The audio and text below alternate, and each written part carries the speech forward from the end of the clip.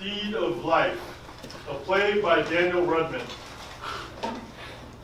Characters: Roman Zula and Amanda Walker, who is 6 months pregnant. Place: San Francisco General Hospital. Time: 2008, while we still have troops in Iraq and Afghanistan.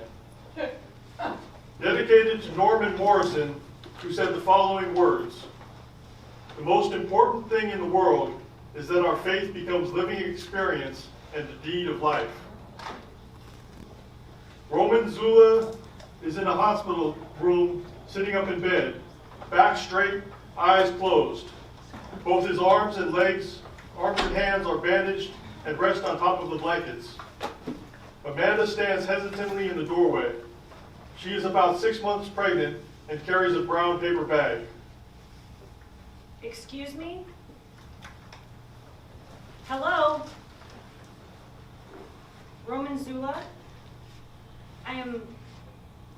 I guess it's a bad time. I didn't mean to interrupt you. Turns to go. What do you He want? opens his eyes. What do you want? Well, I'm sorry. You were meditating, right? I was trying to. I'm sorry. I'll come back another time, Mr. Zula. Z. What? I go by Z. But I thought your name is... Roman Zula no longer exists. Oh, I'm sorry I interrupted you. Please go back to what... How'd you get in? I thought there's a guard stationed outside. There is. Luckily, he likes muffins, and being pregnant doesn't hurt. She raises bag. These are for you. You like muffins? Depends. What kind? Blueberry. Yeah, I like blueberry. Thanks. She places bag on bedside counter. If I don't say so myself, they're delicious. Who are you? Oh, me? I'm Amanda Walker. Walter? Walker. What are you doing here? I wanted to meet you. What for? Well, Are you a reporter? No. What, some do-gooder? Shrink? Me? No. I'm a baker. My husband Jeff and I have a small bakery in Sonoma. He's downstairs in the cafeteria. He didn't want me to come, but since I insisted, he drove in with me. Uh-huh. When I saw you on the TV, I took it as a sign. Of what? I know it sounds new agey, but I knew I had to see you. I couldn't help it. Someone once told me, follow your first mind, it will never lead you wrong. And that's what I've always done. So you like visiting crazy people? What? That's what they call me, don't they? Deranged? The TV? Radio? Everyone, even the nurses. They don't know it when the door's open. I hear them talking outside. Well, most people assume you must have mental problems to do what you did. Including you? I didn't say that. But you think it, right? No. You're lying. No, I don't lie. Everybody lies. Well, I try not to. Though it did cross my mind. Jeff thought so, but I tend to decide things for myself. I guess that's one of the reasons I decided to come. You have to admit what you did is pretty extreme. So's blowing up people day after day. True. Talk about being deranged. You're right. You're right about that. The war is unspeakable. As a Quaker, as a pacifist, I'm totally against killing of any kind. And as for whether I think I'm not the best person to judge anyone given my own history, but so far, I mean, I've only known you a few minutes. So far, you seem okay. You seem okay. I'm still here. Though, you never know. Things can change moment to moment. Like yesterday at the post office, this guy asked me if I was at the end of the line. When I nodded, he thanked me with this huge smile. But as soon as I said, hope you don't have to wait as long as I have, he started shouting, who the fuck do you think you are? You think better than me? I was a goddamn Marine. Well, you don't have to worry, because I was in the Army. That's reassuring. That was a joke, right? I guess, but it's true. You were in Iraq? Yeah. So what's your other reason? What? You said one of the reasons you came was to find out if I was nuts. Well, Z reaches for a large paper cup of water with a straw on the bureau, grimaces as he struggles to hold it with his bandaged hands, puts it down. you in a lot of pain? Not too much since the fentanyl kicked in. It's just awkward. You know, with these bandages and all. Tries again to hold the cup, but has difficulty. Let me. Thanks. She picks up cup, holds it for him. He drinks through straw. Want to try muffin? Well, okay.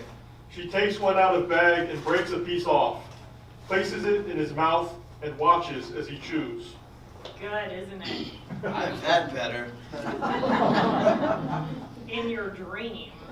She places another piece in his mouth. No, tastes great.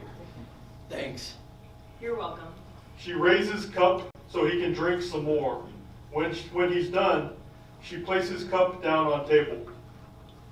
You know, the nurse refused to do that. What? Hold my cup. Asked her twice and she ignored me. Why? I don't know. Probably supports the war. Could be. Either that or she's a sadist. Like you said, you never know. Sadists aren't only soldiers and cops. They could be nurses and nuns. I've definitely known a few of them. You're Catholic? Can't you tell? I was a choir boy. Another joke? No, I wanted to be a priest. Maybe she's upset at you because I mean, how many patients she's seen die? And here you go and try to, I was upset too. When I saw the cop dousing the flames around you, I could hardly breathe. I started to hyperventilate. I had no idea he was Thank right God he reached you in time. It was the first panic attack I've had in years. If Jeff hadn't helped me calm down, I don't know what you know, he's always been there for me. He's my rock, my ground, as Leonard Cohen says, my safe and sound. You ever hear of Leonard Cohen? No, He's my favorite songwriter. I can't listen to music. How come? It's too much distraction. Anyway, Jeff raced home when he saw you on the news. He was afraid of what it might do to me, even though I've been more together the last few years. What a blessing he's been. Until I met him, I never believed I could be with anyone, let alone have a kid. I was in shock when he grabbed me. Came out of nowhere. Who? The cop. I waited till everyone left the recruitment center. I'd done dry runs last week and I never saw any police around after it closed. I was sure I'd have plenty of time to pull it off. You say it so matter-of-factly. Well, I felt distant from it, disconnected, like it's someone else. It makes sense. You've been through quite an ordeal. I feel numb. You're probably still in a state of shock. I'd be. I don't know about that. You have any second thoughts? Like what? I just wondered. I don't regret it if that's what you mean. This isn't some spur of the moment whim. I meditated on it for months. It's a long time coming. I even read up on the Sufi mystics who walk on coals, fakirs, to prepare for the pain. Fortunately, I didn't prepare well enough for the police. That bothers me. I gotta do a better job. You're not thinking of trying again, are you? I don't know. I regret screwing it up, though. That I failed Khalid and all the rest of them. Who's Khalid? He's, forget it. Oh, okay. Shouldn't have brought him up. No, I'm sorry, I didn't mean to. It's none of my business. Khalid's a kid I killed. What? In Iraq? Yeah. That answer your question? Yeah, but you don't have to talk. He wasn't the only one, but he was the only one I knew. Someone shot at us from a farmhouse, and we responded with a lot more firepower than he bargained for. But when we went inside, the shooter wasn't the only one dead. A boy was lying next to him, hole in his head, shit coming out of his mouth. Oh my God. Turned out he was one of the kids I handed out soccer balls to, Khalid. There were hundreds of them, but he had this amazing ability to keep bouncing the ball in the air off his foot. But how could you know he was inside? It was a house. People live in houses. I know, but We didn't even give him a chance to come out. And that wasn't the only time stuff like that happened. I understand. No, I mean, I hear what you're saying. There's no way I can ever understand what you went through. I can't imagine what it must be like to carry it around with you. I guess that's why so many men who come back try to commit suicide. Something like 20 succeed each day. So I've heard. Why add yourself to the list? That wasn't my intention. It wasn't? Then what? I can see why you hate the war. I hate it too. Right. You hate it. You hate it so much. You even hate it while you sip your lattes and bake your blueberry muffins. I bet you hated it while you drove here to play Good Samaritan with me. Play? Play. That's what you think I've been doing? You don't know me. You don't know anything about my life, how far I've come, what it's taken me to get to this place I'm in. Just because I haven't experienced even remotely the horrors you have doesn't give you the right play. This was a mistake. Jeff was right. I shouldn't have come. I'm sorry. Hey. She heads for the door. Hey, wait. What's your name again, Amy? Amanda. Look, Amanda. You don't have to say anything. Look. I have no right to disturb you. Please. I barged in here and Please let me finish. Thank you. You haven't disturbed me. I'm not very social. I've been spending most of my time at the meditation center or holed up here in the library. Hardly spoke to anyone except Ken, who hawks the street spirit on the corner. Since I've been here, the police have talked to me, but all they want to know is, did my girlfriend dump me? Stuff like that. And the chaplain just comes to pray for me each morning. I want you to go. You're the only one who's wanted to talk, and I'm out of practice. So though I know it's hard to imagine, I can be a jerk. well, not that hard. You were right. I don't know you. You were too. Just saying I hate the war isn't enough. Sure, my life with Jeff, running the bakery, and with the baby coming and all, it takes up a lot of time. That doesn't mean I can't do much more if I was really serious. But it's easier not to. It's easier to let things slide, to give up. I'm guilty of that. Nothing I say really matters if I don't act. But that doesn't mean your way, one person alone, can stop this madness. No, not even Jesus could do that. I know you don't want to hear this, but what you tried to do isn't going to accomplish anything. You only end up hurting yourself and hurting all the people who really care about you. What about your family? What about him? What do they think? We've never seen eye to eye. And your girlfriend, how does she feel about this? I don't have one. I thought that That's what the police said. Oh, I see, but... Look, I told you. I didn't want to kill myself. But I've wanted to kill others, though. When I first got back, my head was... I was in a bad place. I was crazy with rage for a long, long time. I don't know what I would have done if I hadn't run into Wojo. Wojo? Pillman, the platoon's medic. He was on mescaline. Wanted me to take some with him. I refused because I always been against drugs. But he kept badgering me, insisting it would mellow me out. What's so funny? Wojo's a trip. He swore he'd give it to his grandmother. So how could I resist? And he was right. Blew me away. Never felt like that before. I took it 3 times and it totally turned my head around. Got me into Eastern religion, meditation. You're making this up. No. And as far as suicide's concerned, I was brought up to believe it's a mortal sin to kill yourself. It not only shows you lack courage, but you've given up hope. I haven't. feel life's eternal. It's not confined to this body. So you're a Buddhist? Oh no, I'm nothing.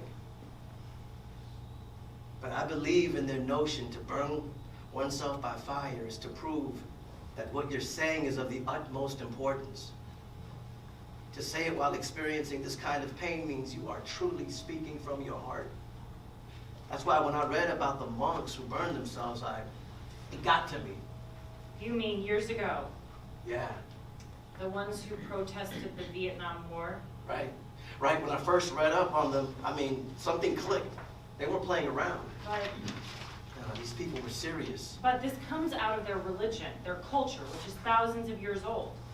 Not only that, no matter how caring and committed they were, their deaths didn't have any effect. No one listened. The war went on for years. You don't understand. I don't understand. No, I don't think you do. I don't understand. I don't understand. It's not about what you I think. understand a lot more than you think. Have you ever heard of Robert Sloan?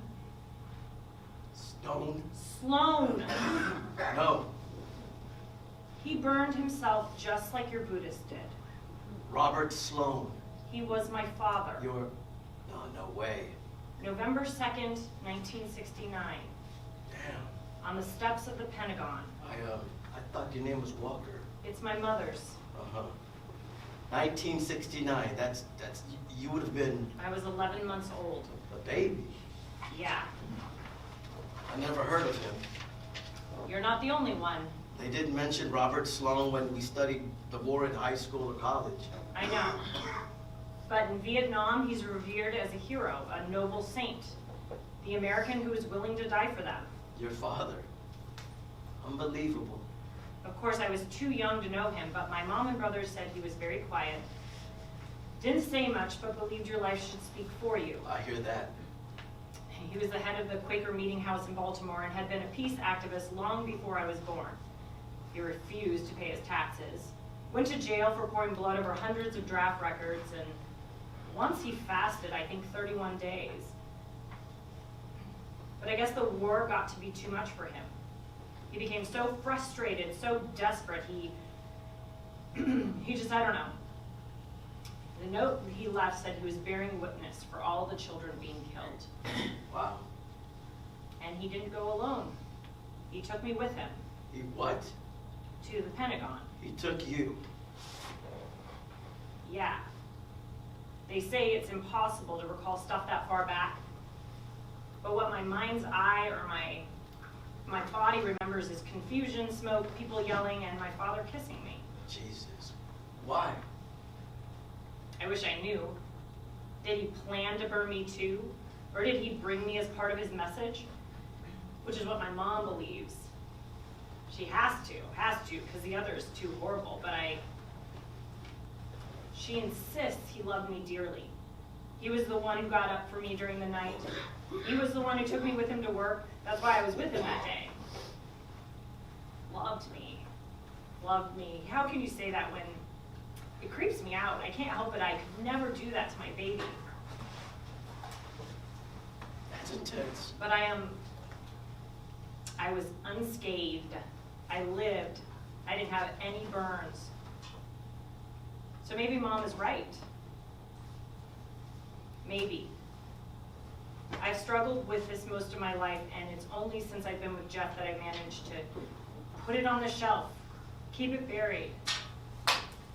But when I saw you on TV, I don't believe in accidents. I don't believe in coincidences. Things happen because they're meant to be. That's why I had to meet you. So that's the other reason. For what? The other reason you came. Yeah, I felt you had something to tell me. About your father? Some insight. How could I possibly know? You're the only other person I've met who's burned themselves. That makes me an expert. Well, in a way. We're 40 years apart. But I believe somehow you're connected. This isn't the Twilight Zone. I know. And I but thought I'm supposed to be the crazy one. You are barking up the wrong tree. who else would have a better idea what was on his mind? Not my mom. She was as shocked as everyone else. She couldn't believe it. The days before, he seemed relaxed, calm. She never saw it coming. No one did.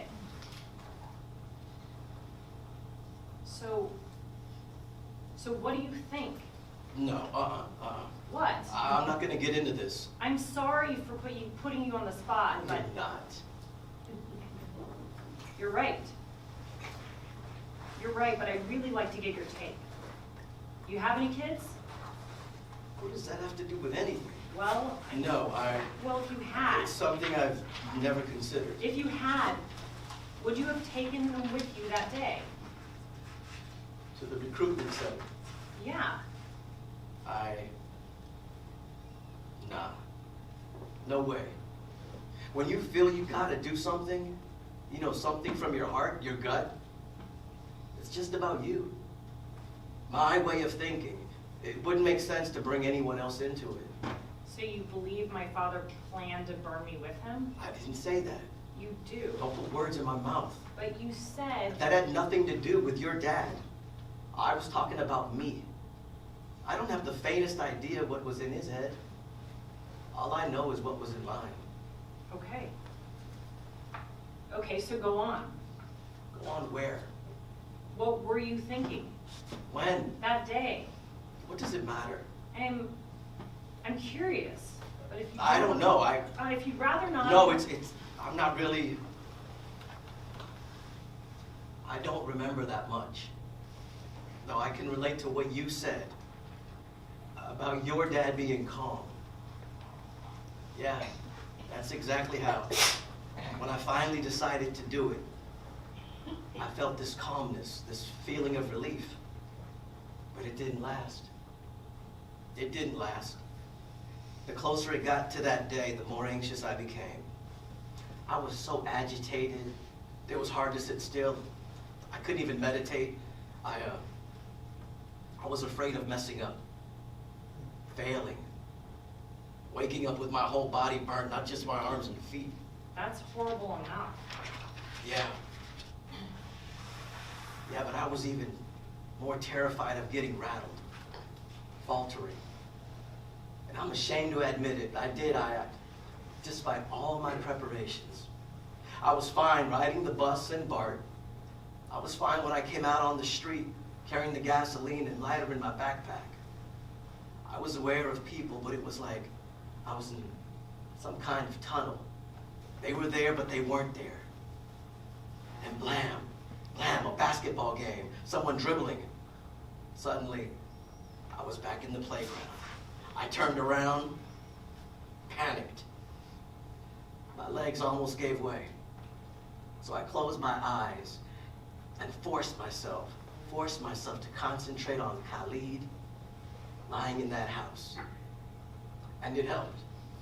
After a while, I was in my tunnel back on track. But I was this close. Hey. Yeah. Hey. It sounds crazy. But you think he could have, what if, I know it's unlikely, but what if my father was worried about wavering too, like you? What if he took me, brought me along, maybe it was his way to stay focused? You think it's possible? Beats me. So he wouldn't lose his nerve. I mean, it happened to you. No, not him. He wasn't the kind of guy who showed fear or hesitation. It couldn't be. It's too simple. No one's ever come up with anything like that before. No one. You just said it to make me feel better. No. And it does. I have to admit it does. It doesn't make it true. I know. But what if he put me in such danger because he needed help? Needed to hang on to me so he could go through with it. I never felt he needed me. I never ever felt he loved me, let alone needed me. Thank you, Z. Thank you. I knew you had something to tell me. I knew. It's your idea. But if it wasn't for you, I know it's a stretch. I know I'm grasping at straws, but the truth is, even if I'm right, it doesn't mean, even if my father didn't intend to burn me, it doesn't mean I forgive him. It doesn't make up for, I don't care how many monuments they built for him in Vietnam, how many poems they write about him, it doesn't make up for not having a father. His death tore our family apart. I shouldn't say this, but he sacrificed all 5 of us. I've spent my whole life trying so hard to see him in the best light, straining to think good thoughts about him, to forgive him like my mom and brothers have, but I can't. They're better than I am. I can't forgive you. You hear? No matter, I hate you for what you've done. Hate you. You hear me? Hey, take it easy. No. No. Why should I? I understand. You don't understand anything. You have no idea what it's like. And you're no better than he was. If that cop hadn't come, you wouldn't be here now. What a waste that would have been. What a terrible waste. You're just as self-absorbed and as deluded as he was. No, you're worse. You're not okay. I take back what I said about you because you're probably going to do it again. Even though you know in your heart of hearts it's not going to accomplish anything. You through? No. Not until you promise me you won't. I can't do that. You can. You've got to. This isn't a game. You've got to. It was too much when I didn't know you, when you were just some guy on the TV, but I couldn't bear it if you... No, I can't let you do it. You're gonna promise me you won't. I swear, I'll stay here until you do. I swear to God if I... Now I'm through. You sure? Yeah. I'm sorry. Don't be. I guess I should go. It's probably best. Yeah. Yeah, but... Okay then. She takes out a card, scribbles something on it, and puts it down next to a bag of muffins. I'm leaving you my phone number. Not that you'd want to talk to me again, but if you do, well, take care, Z. Please take care of yourself. I will. She exits.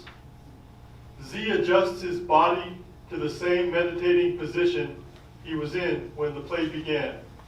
Closes his eyes. Lights fade.